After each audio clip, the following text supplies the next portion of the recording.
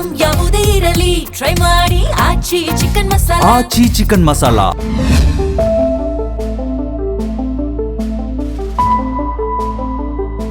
ನಮಸ್ಕಾರ, ನೀವು ನೋಡ್ತಾ ಇದ್ದೀರಾ ಜಿ ಕನ್ನಡ ನ್ಯೂಸ್. ನಾನು ಶಿವರಾಮು. ದಿನದ ಎಲ್ಲ ಪ್ರಮುಖ ಸುದ್ದಿಗಳನ್ನು ನೋಡೋಣ. ವಿಶೇಷ ಸಮಾಚಾರದಲ್ಲಿ ವಾಣಿಜ್ಯ ನಗರಿ ಹುಬ್ಬಳ್ಳಿಯಲ್ಲಿ ಸಂಭವನೀಯ ವಿಮಾನ ದುರಂತವೊಂದು ತಪ್ಪಿದ್ದು ಪ್ರಯಾಣಿಕರು ಕೂದಲೆಳೆ ಅಂತರದಲ್ಲಿ ಬಚಾವಾಗಿದ್ದಾರೆ. ಏಕಾಏಕಿ ವೇಗದ ನಿಯಂತ್ರಣ ಕಳೆದುಕೊಂಡ ಫ್ಲೈ 91 ಏರ್ಲೈನ್ಸ್ ವಿಮಾನ ಬರೋಬ್ಬರಿ 4 ಗಂಟೆಗಳ ಕಾಲ ಆಗಸದಲ್ಲೇ ಹಾರಾಡಿದೆ. ಹೈದರಾಬಾದ್ನಿಂದ ಹುಬ್ಬಳ್ಳಿ ಏರ್ಪೋರ್ಟ್ಗೆ ಬರ್ತಿದ್ದ ಫ್ಲೈಟ್ ಅನ್ನು ಸುರಕ್ಷಿತವಾಗಿ ಲ್ಯಾಂಡಿಂಗ್ ಮಾಡಲು ಹರಸಾಹಸ ಪಡಲಾಗಿದ್ದು ಅಂತಿಮವಾಗಿ ವಿಮಾನವನ್ನು ಬೆಂಗಳೂರಿನಲ್ಲಿ ಲ್ಯಾಂಡಿಂಗ್ ಮಾಡಲಾಗಿದೆ. ನಿನ್ನೆ ಮಧ್ಯಾಹ್ನ 3 ಗಂಟೆಗೆ ಹೈದರಾಬಾದ್ನ ರಾಜೀವ್ ಗಾಂಧಿ ವಿಮಾನ ನಿಲ್ದಾಣದಿಂದ ಟೇಕ್ ಆಫ್ ಆಗಿದ್ದ ವಿಮಾನ ಸಂಜೆ 4:30ಕ್ಕೆ ಹುಬ್ಬಳ್ಳಿ ಏರ್ಪೋರ್ಟ್ನಲ್ಲಿ ಲ್ಯಾಂಡಿಂಗ್ ಆಗಬೇಕಿತ್ತು. ಆದರೆ ಹುಬ್ಬಳ್ಳಿಯಲ್ಲಿ ವಿಮಾನ ಲ್ಯಾಂಡಿಂಗ್ ಮಾಡಲು ಭಾರೀ ಪ್ರಯತ್ನ ನಡೆಸಲಾಗಿದೆಯಾದರೂ ಕೂಡ ಅಂತಿಮವಾಗಿ ಅದು ಸಾಧ್ಯವಿಲ್ಲ ಎಂಬುದನ್ನು ಅರಿತು 4 ಗಂಟೆ ಕಾಲ ಮುಂಡಗೋಡ, ದಾವಣಗೆರೆ, ಶಿವಮೊಗ್ಗ ಪ್ರದೇಶದಲ್ಲಿ ಸುತ್ತಾಟ ನಡೆಸಿ ಸಂಜೆ 7:30ಕ್ಕೆ ಬೆಂಗಳೂರು ಏರ್ಪೋರ್ಟ್ನಲ್ಲಿ ವಿಮಾನವನ್ನು ಲ್ಯಾಂಡ್ ಮಾಡಲಾಗಿದೆ. ಲ್ಯಾಂಡ್ ಆಗದೆ ವಿಮಾನ ಆಗಸದಲ್ಲೇ ಸುತ್ತಾಡ್ತಿದ್ದ ಕಾರಣ ಆತಂಕದಲ್ಲಿದ್ದ ವಿಮಾನದಲ್ಲಿದ್ದ ಪ್ರಯಾಣಿಕರು ಕಣ್ಣೀರಿಟ್ಟಿರುವ ಪ್ರಸಂಗವೂ ನಡೆದಿದೆ. ನಾವಿನ್ನೂ ಜೀವಂತವಾಗಿ ಬರೋದು ಅನುಮಾನವಿದೆ ಅಂತ ಕೆಲವರು ಕುಟುಂಬಸ್ಥರಿಗೆ ಮೊಬೈಲ್ನಲ್ಲಿ ಸಂದೇಶ ಕಳುಹಿಸಿದ್ದಾರೆ. ಈ ನಡುವೆ ಫ್ಲೈ 91 ಏರ್ಲೈನ್ಸ್ ವಿರುದ್ಧ ಪ್ರಯಾಣಿಕರ ಕುಟುಂಬಸ್ಥರು ತೀವ್ರ ಅಸಮಾಧಾನ ಹೊರಹಾಕಿದ್ದು, ಘಟನೆ ಬಗ್ಗೆ ಮಾಹಿತಿ ನೀಡದೆ ಏರ್ಲೈನ್ಸ್ ನಿರ್ಲಕ್ಷ್ಯ ತೋರಿದ ಆರೋಪ ಕೂಡ ಕೇಳಿಬಂದಿದೆ. ವಿಮಾನದ ಲ್ಯಾಂಡಿಂಗ್ ವೇಳೆ ಅಸಲಿಗೆ ಆದ ಸಮಸ್ಯೆ ಏನು ಎಂಬ ಬಗ್ಗೆ ಇನ್ನೂ ನಿಖರ ಮಾಹಿತಿ ಸಿಕ್ಕಿಲ್ಲ. ಪ್ರಯಾಣಿಕರು ಹೇಳುವಂತೆ ತಾಂತ್ರಿಕ ದೋಷದಿಂದ ವಿಮಾನ ಹುಬ್ಬಳ್ಳಿಯಲ್ಲಿ ಲ್ಯಾಂಡ್ ಆಗಲು ಸಾಧ್ಯವಾಗಿಲ್ಲ.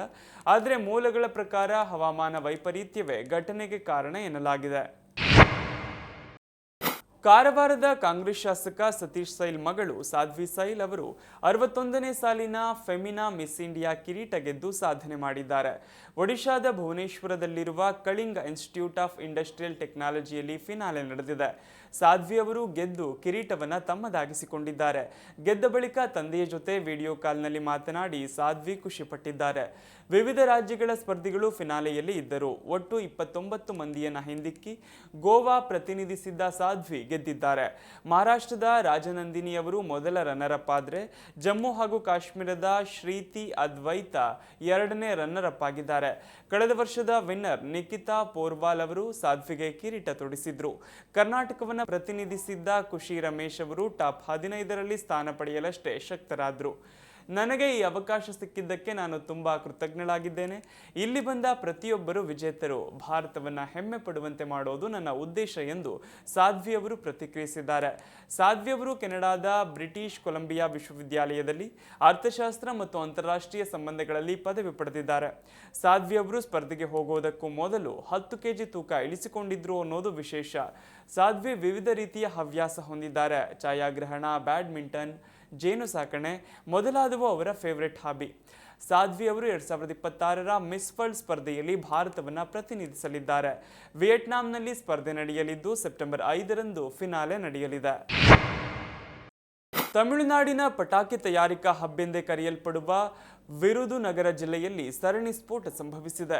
ಈ ದುರ್ಘಟನೆಯಲ್ಲಿ ಮೃತಪಟ್ಟವರ ಸಂಖ್ಯೆ 16ಕ್ಕೆ ಏರಿಕೆಯಾಗಿದೆ. ಜಿಲ್ಲೆಯ ಕಟ್ಟನಾರ್ಪಟ್ಟಿ ಎಂಬ ಗ್ರಾಮದಲ್ಲಿ ಈ ಘೋರ ದುರಂತ ಸಂಭವಿಸಿದೆ.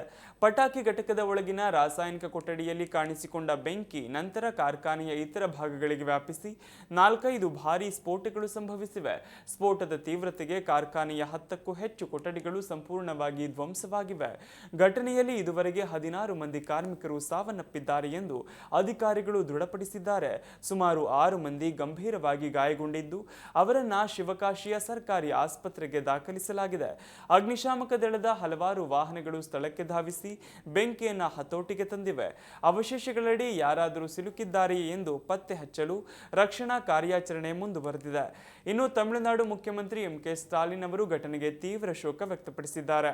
ತಕ್ಷಣವೇ ರಕ್ಷಣಾ ಕಾರ್ಯದ ಉಸ್ತುವಾರಿ ವಹಿಸಿಕೊಳ್ಳಲು ಸಚಿವರನ್ನ ಸ್ಥಳಕ್ಕೆ ಕಳುಹಿಸಲಾಗಿದೆ. ಇನ್ನು ಮೃತರ ಕುಟುಂಬಗಳಿಗೆ ತಲಾ 3 ಲಕ್ಷ ರೂಪಾಯಿ ಮತ್ತು ಗಾಯಗೊಂಡವರಿಗೆ 1 ಲಕ್ಷ ರೂಪಾಯಿ ತಕ್ಷಣದ ಪರಿಹಾರವನ್ನು ಸರ್ಕಾರ ಘೋಷಿಸಿದೆ. ಕಳೆದ ವಾರವಷ್ಟೇ ವಿರುದುನಗರ ಜಿಲ್ಲೆಯ ಸಾತೂರು ಸಮೀಪದ ಮತ್ತೊಂದು ಪಟಾಕಿ ಕಾರ್ಖಾನೆಯಲ್ಲಿ ಸ್ಫೋಟ ಸಂಭವಿಸಿತ್ತು. ಒಂದು ವಾರದ ಅಂತರದಲ್ಲಿ ಎರಡನೇ ದೊಡ್ಡ ದುರಂತ ಸಂಭವಿಸಿರುವುದು ಸ್ಥಳೀಯ ಕಾರ್ಮಿಕರಲ್ಲಿ ಮತ್ತು ಸಾರ್ವಜನಿಕರಲ್ಲಿ ಆತಂಕ ಮೂಡಿಸಿದೆ. ಸುರಕ್ಷತಾ ನಿಯಮಗಳ ಉಲ್ಲಂಘನೆಯೇ ಈ ಅವಘಡಗಳಿಗೆ ಪ್ರಮುಖ ಕಾರಣ ಎಂದು ಪ್ರಾಥಮಿಕವಾಗಿ ಶಂಕಿಸಲಾಗಿದೆ. ಪಶ್ಚಿಮ ಬಂಗಾಳದ ವಿಧಾನಸಭಾ ಚುನಾವಣೆಯ ಕಾವು ದಿನದಿಂದ ದಿನಕ್ಕೆ ಏರುತ್ತಿದೆ.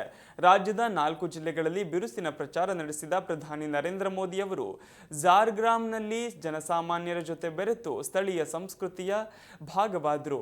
ಬೆಳಗ್ಗೆಯಿಂದಲೇ ಬರ್ಜೋರಾ ಮತ್ತು ಬಲರಾಂಪುರಗಳಲ್ಲಿ ಬೃಹತ್ ಸಮಾವೇಶಗಳನ್ನು ಉದ್ದೇಶಿಸಿ ಮಾತನಾಡಿದ ಪ್ರಧಾನಿ ಮಧ್ಯಾಹ್ನದ ವೇಳೆಗೆ ಬುಡಕಟ್ಟು ಪ್ರಾಬಲ್ಯದ ಜಾರ್ಗ್ರಾಮ್ ತಲುಪಿದ್ರು.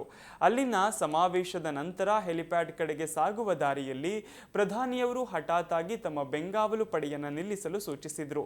ರಸ್ತೆಯ ಬದಿಯಲ್ಲಿ ಸ್ಥಳೀಯ ವ್ಯಾಪಾರಿಯೊಬ್ಬರು ಸಿದ್ಧಪಡಿಸುತ್ತಿದ್ದ ಬಂಗಾಳದ ಪ್ರಸಿದ್ಧ ತಿಂಡಿ ಜಲ್ಮುರಿ ಪ್ರಧಾನಿಯವರ ಗಮನ ಸೆಳೆಯಿತು. ಕಾರಿನಿಂದ ಇಳಿದ ಮೋದಿ ಅವರು ನೇರವಾಗಿ ವ್ಯಾಪಾರಿಯ ಬಳಿಗೆ ತೆರಳಿ ಅಲ್ಲಿಯೇ ತಯಾರಾದ ಬಿಸಿ ಬಿಸಿ ಮತ್ತು ಖಾರವಾದ ಜಲ್ಮುರಿಯನ್ನು ಸವಿದ್ರು. ಕಡಲೆಕಾಯಿ, ಸಾಸಿವೆ ಎಣ್ಣೆ, ಈರುಳ್ಳಿ ಮತ್ತು ವಿಶೇಷ ಮಸಾಲೆಯಿಂದ ಕೂಡಿದ ಈ ತಿಂಡಿಯನ್ನು ಸವಿಯುತ್ತಾ ಪ್ರಧಾನಿಯವರು ಸ್ಥಳೀಯ ಜನರೊಂದಿಗೆ ಕೆಲ ಕಾಲ ಮಾತನಾಡಿದ್ರು. ದೇಶದ ಪ್ರಧಾನಿಯೇ ರಸ್ತೆ ಬದಿಯ ತಿಂಡಿಯನ್ನು ಸವಿಯುತ್ತಿರುವುದನ್ನು ನೋಡಿ ಸ್ಥಳೀಯರು ಆಶ್ಚರ್ಯ ಹಾಗೆಯೇ ಸಂತೋಷ ವ್ಯಕ್ತಪಡಿಸಿದರು. ಅನೇಕರು ಈ ಕ್ಷಣವನ್ನ ತಮ್ಮ ಮೊಬೈಲ್ಗಳಲ್ಲಿ ಸೆರೆ ಹಿಡಿದ್ರು. ಈ ಕುರಿತು ಎಕ್ಸ್ನಲ್ಲಿ ಮಾಹಿತಿ ಹಂಚಿಕೊಂಡ ಪ್ರಧಾನಿ ಬಂಗಾಳದ ರುಚಿ ಯಾವಾಗಲೂ ವಿಶಿಷ್ಟವಾದುದು.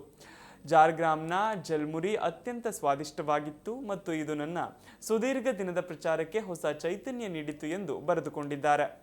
ಜಾರ್ಗ್ರಾಮ್ ಮತ್ತು ಸುತ್ತಮುತ್ತಲಿನ ಬುಡಕಟ್ಟು ಪ್ರದೇಶಗಳಲ್ಲಿ ಜನರೊಂದಿಗೆ ಭಾವನಾತ್ಮಕ ಸಂಬಂಧ ಬೆಳೆಸಲು ಪ್ರಧಾನಿಯವರ ಈ ಸರಳ ನಡವಳಿಕೆ ಸಹಾಯ ಮಾಡಲಿದೆ ಎಂದು ರಾಜಕೀಯ ವಿಶ್ಲೇಷಕರು ಅಭಿಪ್ರಾಯಪಟ್ಟಿದ್ದಾರೆ.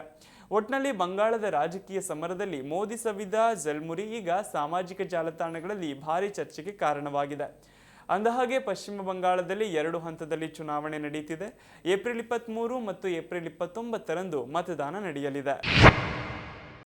ಇಸ್ಲಾಮಿಕ್ ರಾಷ್ಟ್ರದ ಬಂದರುಗಳ ಮೇಲೆ ಅಮೆರಿಕದ ನೌಕಾ ದಿಗ್ಬಂಧನಕ್ಕೆ ಪ್ರತಿಕ್ರಿಯೆಯಾಗಿ ಇರಾನ್ ಹಾರ್ಮುಜ್ ಜಲಸಂಧಿಯ ದಿಗ್ಬಂಧನವನ್ನು ಮುಂದುವರೆಸಿರುವ ಹಿನ್ನೆಲೆ ಅಮೆರಿಕ ಅಧ್ಯಕ್ಷ ಡೊನಾಲ್ಡ್ ಟ್ರಂಪ್ ಮತ್ತೊಂದು ಬೆದರಿಕೆ ಹಾಕಿದ್ದಾರೆ. ಇರಾನ್ ಜೊತೆಗೆ 2ನೇ ಸುತ್ತಿನ ಶಾಂತಿ ಒಪ್ಪಂದದ ಮಾತುಕತೆಗಳು ಪಾಕಿಸ್ತಾನದಲ್ಲಿ ನಡೆಯಲಿದೆ ಎಂದು ವರದಿಯಾಗಿದೆ. ಇದನ್ನು ಅಮೆರಿಕ ಒಪ್ಪಿಕೊಂಡಿದೆ. ಅಮೆರಿಕದ ಪ್ರತಿನಿಧಿಗಳು ಇರಾನ್ ಜೊತೆ ಕದನ ವಿರಾಮ ಮಾತುಕತೆ ನಡೆಸಲು ಸೋಮವಾರ ಪಾಕಿಸ್ತಾನಕ್ಕೆ ಪ್ರಯಾಣಿಸಲಿದ್ದಾರೆ ಎಂದು ಸ್ವತಃ ಅಮೆರಿಕದ ಅಧ್ಯಕ್ಷ ಡೊನಾಲ್ಡ್ ಟ್ರಂಪ್ ತಿಳಿಸಿದ್ದಾರೆ. ಈ ಮೂಲಕ ಇರಾನ್ ಮತ್ತು ಅಮೆರಿಕದ ನಡುವೆ 2ನೇ ಸುತ್ತಿನ ಮಾತುಕತೆ ನಡೆಯಲಿದೆ ಎಂಬುದನ್ನು ಸ್ವತಃ ಡೊನಾಲ್ಡ್ ಟ್ರಂಪ್ ಅವರೇ ದೃಢಪಡಿಸಿದಂತಾಗಿದೆ. ಈ ಕುರಿತು ಟ್ರೂತ್ ಸೋಷಿಯಲ್ ಮೀಡಿಯಾದಲ್ಲಿ ಪೋಸ್ಟ್ ಹಂಚಿಕೊಂಡಿರುವ ಟ್ರಂಪ್, ಇರಾನ್ 2ನೇ ಸುತ್ತಿನ ಮಾತುಕತೆಗಳಲ್ಲಿ ಒಪ್ಪಂದ ಮಾಡಿಕೊಳ್ಳಲಿದ್ದರೆ ಅದರ ಇಂಧನ ಮತ್ತು ಮೂಲಸೌಕರ್ಯಗಳ ಮೇಲೆ ದಾಳಿ ಮಾಡಲಾಗುವುದು. ಒಪ್ಪಂದ ಮಾಡಿಕೊಳ್ಳಲು ಇರಾನ್ಗೆ ಇದು ಕೊನೆಯ ಅವಕಾಶ. ಇರಾನ್ ಈ ಒಪ್ಪಂದಕ್ಕೆ ಸಹಿ ಹಾಕದಿದ್ದರೆ ಇಡೀ ದೇಶವೇ ಸ್ಫೋಟಗೊಳ್ಳುವಂತೆ ಮಾಡುವೆ. ಮಾಜಿ ಅಧ್ಯಕ್ಷ ಬರಾಕ್ ಒಬಾಮಾ ಮಾಡಿದ ತಪ್ಪನ್ನ ನಾನು ಮಾಡುವುದಿಲ್ಲ ಎಂದು ಟ್ರಂಪ್ ಪ್ರತಿಜ್ಞೆ ಮಾಡಿದ್ದಾರೆ. ಇದು ನಾವು ರಾಜತಾಂತ್ರಿಕತೆಗೆ ನೀಡುತ್ತಿರುವ ಕೊನೆಯ ಅವಕಾಶ. ಇರಾನ್ ಈಗಾಗಲೇ ಹೆಚ್ಚಿನ ಅಂಶಗಳನ್ನು ಒಪ್ಪಿಕೊಂಡಿದೆ. ಆ ದೇಶ ಪರಮಾಣು ಶಸ್ತ್ರಾಸ್ತ್ರಗಳನ್ನು ಹೊಂದಲು ಸಾಧ್ಯವಿಲ್ಲ ಎಂದು ಅವರಿಗೆ ತಿಳಿದಿದೆ. ಈಗ ಅವರು ಹಾರ್ಮುಜ್ ಜಲಸಂಧಿಯನ್ನು ತೆರೆಯಲು ಮಾತ್ರ ಒಪ್ಪಬೇಕು ಎಂದು ಟ್ರಂಪ್ ಹೇಳಿದ್ದಾರೆ. ಮತ್ತೊಂದು ಪೋಸ್ಟ್ನಲ್ಲಿ ಇರಾನ್ ಕದನ ವಿರಾಮ ಉಲ್ಲಂಘಿಸಿದೆ, ಹಾರ್ಮುಜ್ ಜಲಸಂಧಿಯಲ್ಲಿ ನೌಕೆಗಳ ಮೇಲೆ ಗುಂಡು ಹಾರಿಸಿದೆ. ಇದು ಕದನ ವಿರಾಮ ಒಪ್ಪಂದದ ಸಂಪೂರ್ಣ ಉಲ್ಲಂಘನೆ. ಹಾರ್ಮುಜ್ ಜಲಸಂಧಿ ದಿಗ್ಬಂಧನದಿಂದ ಅಮೆರಿಕ ಏನನ್ನೂ ಕಳೆದುಕೊಳ್ಳುವುದಿಲ್ಲ. ಇರಾನ್ ಸೋಲಿನ ಅಂಚಿನಲ್ಲಿದೆ ಎಂದು ಟ್ರಂಪ್ ಹೇಳಿದ್ದಾರೆ. ಇರಾನ್ಗೆ ನ್ಯಾಯಯುತ ಮತ್ತು ಅದಕ್ಕೆ ಪರವಾದ ಒಪ್ಪಂದದ ಅಂಶಗಳನ್ನು ನೀಡಲಾಗಿದೆ. ಇದನ್ನು ಅವರು ಒಪ್ಪದಿದ್ದರೆ ಇನ್ನು ಮುಂದೆ ನಾನು ಒಳ್ಳೆಯವನಾಗಿ ಉಳಿಯುವುದಿಲ್ಲ. ಇರಾನ್ನ ವಿದ್ಯುತ್ ಸ್ಥಾವರಗಳು ಮತ್ತು ಸೇತುವೆಗಳನ್ನು ಹೊಡೆದು ಹಾಕುತ್ತೇನೆ ಎಂದು ಖಡಕ್ ಎಚ್ಚರಿಕೆ ನೀಡಿದ್ದಾರೆ. ಅಮೆರಿಕ ಮತ್ತು ಇರಾನ್ ನಡುವಿನ ರಾಜತಾಂತ್ರಿಕ ಬಿಕ್ಕಟ್ಟು ಮತ್ತಷ್ಟು ಗಂಭೀರ ಹಂತಕ್ಕೆ ತಲುಪಿದ್ದು 2ನೇ ಹಂತದ ಮಾತುಕತೆ ಸಾಧ್ಯವಿಲ್ಲ ಎಂದು ಇರಾನ್ ಅಧಿಕೃತವಾಗಿ ನಿರಾಕರಿಸಿದೆ. ಅಮೆರಿಕ ಅತಿಯಾದ ಬೇಡಿಕೆಗಳು, ನಿರಂತರ ಆರೋಪ ಹಾಗೆಯೇ ದ್ವಂದ್ವ ನಿಲುವು ತೋರಿಸುತ್ತಿದ್ದು, ಈ ಕಾರಣಗಳಿಂದ ಪ್ರಸ್ತುತ ಪರಿಸ್ಥಿತಿಯಲ್ಲಿ ಯಾವುದೇ ಅರ್ಥಪೂರ್ಣ ಶಾಂತಿ ಮಾತುಕತೆ ಸಾಧ್ಯವಿಲ್ಲ ಎಂದು ಇರಾನ್ ಸ್ಪಷ್ಟಪಡಿಸಿದೆ. ಅಮೆರಿಕ ಒಂದೆಡೆ ಶಾಂತಿ ಮಾತುಗಳನ್ನು ಮುಂದುವರೆಸುತ್ತಿದ್ದರೂ ಮತ್ತೊಂದೆಡೆ ಸೇನಾ ಒತ್ತಡ, ನೌಕಾ ನಿರ್ಬಂಧ ಮತ್ತು ಆರ್ಥಿಕ ದಂಡನೆಗಳನ್ನು ಹೆಚ್ಚಿಸುತ್ತಿದೆ. ಈ ದ್ವಂದ್ವ ನಿಲುವುಗಳಿಂದ ವಿಶ್ವಾಸ ನಿರ್ಮಾಣ ಸಂಪೂರ್ಣವಾಗಿ ಕುಸಿಯುತ್ತಿದೆ ಎಂದು ಆರೋಪಿಸಿದೆ. ಅಲ್ಲದೆ ಶಾಂತಿ ಮಾತುಕತೆಗಳ ಮೂಲ ಉದ್ದೇಶವನ್ನು ಅಮೆರಿಕ ಹಾಳು ಮಾಡುತ್ತಿದೆ ಎಂದು ಕಿಡಿಕಾರಿದೆ. ಇದೇ ವೇಳೆ ಅಮೆರಿಕದ ನಿಲುವನ್ನು ಒತ್ತಡದ ರಾಜತಾಂತ್ರಿಕತೆ ಮತ್ತು ರಾಜಕೀಯ ಬಲಪ್ರಯೋಗ ಎಂದು ಇರಾನ್ ಕರೆದಿದೆ. ಮಾತುಕತೆಗಳ ಬದಲು ಭಯ, ಆರ್ಥಿಕ ನಿರ್ಬಂಧ ಮತ್ತು ಸೈನಿಕ ತಾಕೀತುಗಳ ಮೂಲಕ ಒಪ್ಪಂದಕ್ಕೆ ಒತ್ತಾಯಿಸಲಾಗುತ್ತಿದೆ ಎಂದು ಆರೋಪಿಸಿದೆ. ಇಂಥ ಪರಿಸ್ಥಿತಿಯಲ್ಲಿ ಯಾವುದೇ ಸಮತೋಲನದ ಒಪ್ಪಂದ ಅಸಾಧ್ಯವಿಲ್ಲ ಎಂದು ಇರಾನ್ ಹೇಳಿದೆ. ಹಾರ್ಮುಜ್ ಜಲಸಂಧಿ ಸುತ್ತಲಿನ ಉದ್ವಿಗ್ನತೆ ಈಗಾಗಲೇ ಜಾಗತಿಕ ಗಮನ ಸೆಳೆದಿದ್ದು, ಅಮೆರಿಕ ಮತ್ತು ಇರಾನ್ ನೌಕಾಪಡೆಗಳ ನಡುವೆ ಹೆಚ್ಚುತ್ತಿರುವ ಸಂಘರ್ಷ ಆತಂಕವನ್ನು ಹೆಚ್ಚಿಸಿದೆ. ಇತ್ತೀಚೆಗೆ ಅಮೆರಿಕ ಇರಾನ್ ಧ್ವಜದ ಹಡಗನ್ನು ವಶಪಡಿಸಿಕೊಂಡ ಘಟನೆ ನಂತರ ಪರಿಸ್ಥಿತಿ ಮತ್ತಷ್ಟು ಹದಗೆಟ್ಟಿದೆ. ಈ ಬೆಳವಣಿಗೆಗಳ ಮಧ್ಯೆ ಹಾರ್ಮುಜ್ ಜಲಸಂಧಿಯಲ್ಲಿ ವಾಣಿಜ್ಯ ಹಡಗು ಸಂಚಾರಕ್ಕೂ ದೊಡ್ಡ ಅಡಚಣೆ ಉಂಟಾಗಿದೆ. ಅನೇಕ ಹಡಗುಗಳು ಮಾರ್ಗ ಬದಲಾಯಿಸುತ್ತಿವೆ. ಇದು ಜಗತ್ತಿನ ತೈಲ ಸರಬರಾಜಿಗೆ ನೇರ ಪರಿಣಾಮ ಬೀರುತ್ತಿದ್ದು, ಅಂತಾರಾಷ್ಟ್ರೀಯ ಮಾರುಕಟ್ಟೆಯಲ್ಲಿ ತೈಲ ಬೆಲೆ ಏರಿಕೆಯ ಆತಂಕ ಹೆಚ್ಚಾಗಿದೆ. ಇದೀಗ ಇರಾನ್ ನಾಯಕರು ತಮ್ಮ ನಿಲುವನ್ನು ಮತ್ತಷ್ಟು ಗಟ್ಟಿಗೊಳಿಸಿದ್ದು, ಅಮೆರಿಕ ತನ್ನ ನೌಕಾ ಮತ್ತು ಆರ್ಥಿಕ ನಿರ್ಬಂಧಗಳನ್ನು ಹಿಂತೆಗೆದುಕೊಳ್ಳುವವರೆಗೆ ಯಾವುದೇ ಮಾತುಕತೆ ಸಾಧ್ಯವಿಲ್ಲ ಎಂದು ಹೇಳಿದ್ದಾರೆ. ಇದಿಷ್ಟು ಈ ದಿನದ ಪ್ರಮುಖ ಸುದ್ದಿ. ನೋಡ್ತಾ ಇರಿ ಜೀ ಕನ್ನಡ ನ್ಯೂಸ್, ಸತ್ಯವೇ ಸುದ್ದಿಯ ಜೀವಾಳ.